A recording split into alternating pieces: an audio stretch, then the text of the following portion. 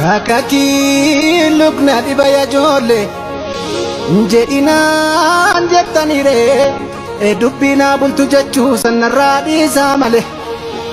naan immoo maaltu dibare beekton bitaa nagalee ajolle inni tokko ijaaruuf kaata keenya ni tokkon diiga balleessee baduu fiiga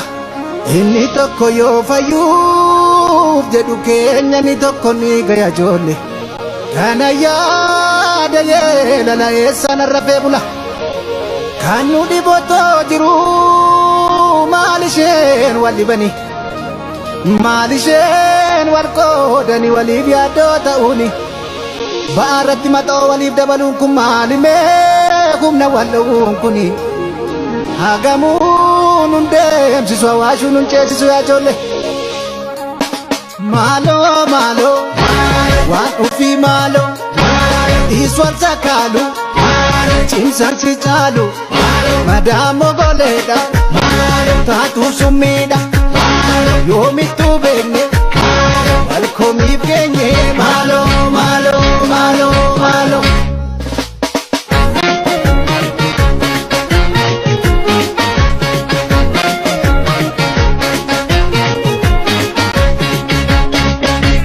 Ilame dhaggeeffadhu lixaasi waame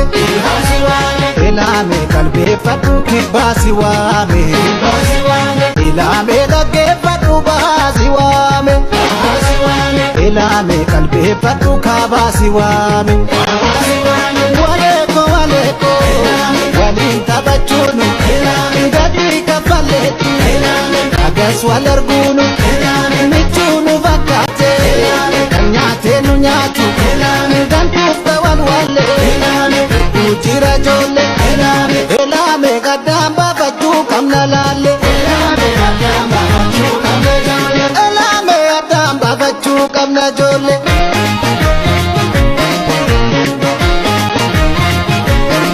Gangaafa meeshootumaa dhablee gaanu gargaaru Naayyoo dhugaatii farsoo sammuu teessoo nu saamu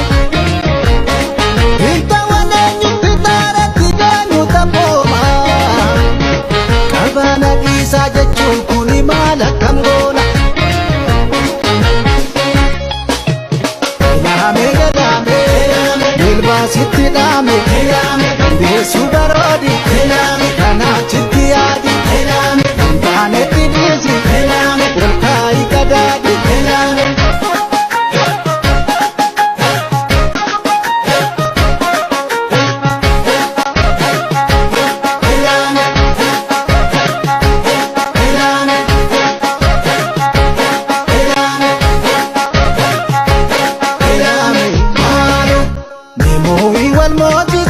walinafa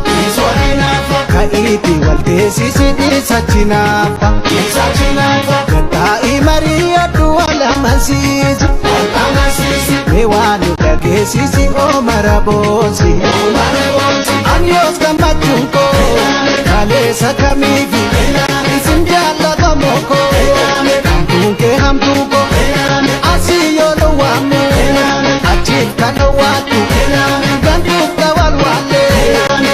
ishee wallaale Ilame gaddaan baafachuu qabna jolle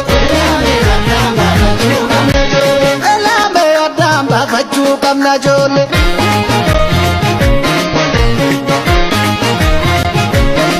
Gaafatti kubustaanni margaa harkumaani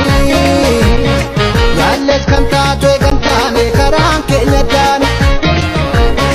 kun mirga keenya sinniif wandamaatti simbuunu Sidanga darbes wal nu dhabsiisa akka beeknu wal mar'i maalaayoo sabbata soorri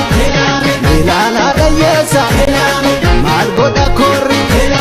isheen waa'ee keenya mas yaaddoo dhibeeshe har'as bishaani dheebottanaani gaaffii sammuuti deebis dharraati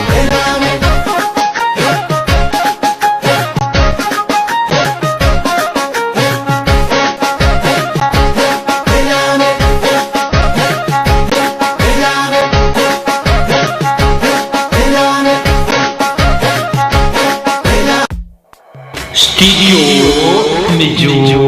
Dilbata.